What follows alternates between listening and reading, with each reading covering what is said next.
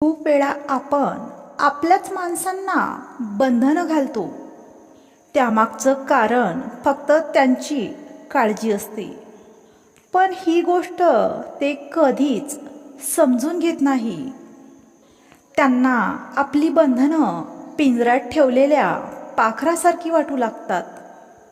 मित्रांनो, एक गोष्ट कायम लक्षात ठेवा.